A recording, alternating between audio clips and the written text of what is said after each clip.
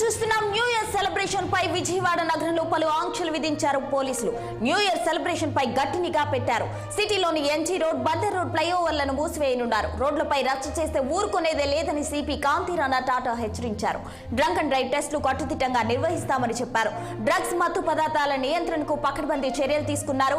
ఇక విశాఖలోను అల్లూరి జిల్లా అరకు ట్రైబల్ మ్యూజియంలో పాడేరు ఐటీడీఏ ఆధ్వర్యంలో నూతన సంవత్సర వేడుకలకు ప్రత్యేక ఏర్పాట్లు చేశారు. ఇవాళ రాత్రి కూడా పర్యాటకులకు అనుమతించనున్నారు. న్యూ ఇయర్ వేడుకల్లో తస్మాత్ జాగ్రత్త అంటున్నారు పోలీసులు.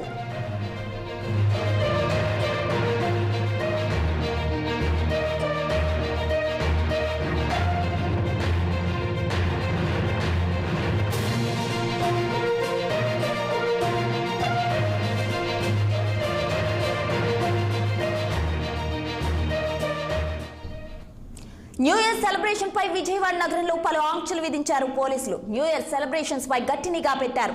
సిటీలోని ఎంజీ రోడ్, బందర్ రోడ్ ఫ్లైఓవర్లను మూసివేయనున్నారు. రోడ్లపై రచ్చ చేస్తే ఊరుకునేది లేదని సిపి కాంతిరాణా టాటా హెచ్చరించారు.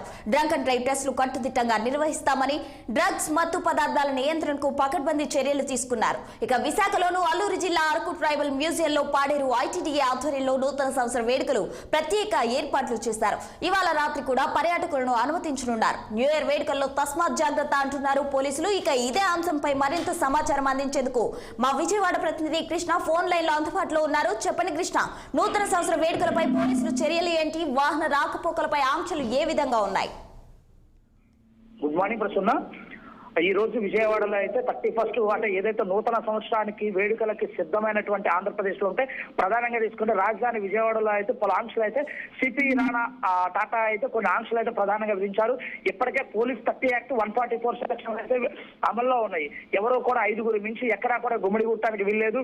ఎక్కడా కూడా మద్యం సేవించి రోడ్ల మీద కానీ లేకపోతే ఎక్కడన్నా అంటే అసాంఘిక కార్యక్రమాలు చేస్తే ఎట్టి బస్సులు ఉపేక్షించేది లేదని చెప్పేసి గట్టిగా అయితే వార్నింగ్ ఇచ్చిన పరిస్థితి మనం చూస్తా ఉన్నాం. ప్రధానంగా దీంతో పాటు హోటల్స్ ఏదైతే స్టార్ హోటల్స్ ఏదైతే ఉన్నాయో మద్యం సప్లై చేయాలి అంటే ఆ అబ్కారీ సంస్థ యొక్క అనుమతులు అయితే పక్కాగా తీసుకోవాల్సిందని చెప్పేసి హోటల్స్ యజమానులు కూడా అయితే కొన్ని సూచనలు అయితే చేశారు.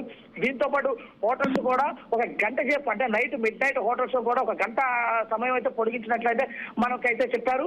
దీంతో పాటు కేక్ షాప్స్ ఏదైతే బేకరీలు కానీ కేక్ షాప్స్ కానీ ఏదైతే ఉన్నాయో అర్ధరాత్రి 1 గంట వరకు కూడా అనుమతులు అయితే ఇవ్వడం అయితే జరిగింది.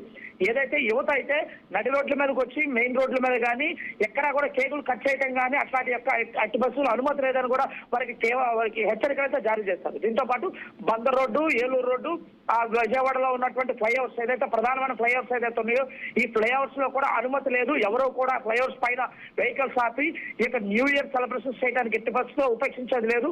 ఒకవేళ అలా చేసినట్లయితే వారందరిపైన కూడా కేసులు కడతాము.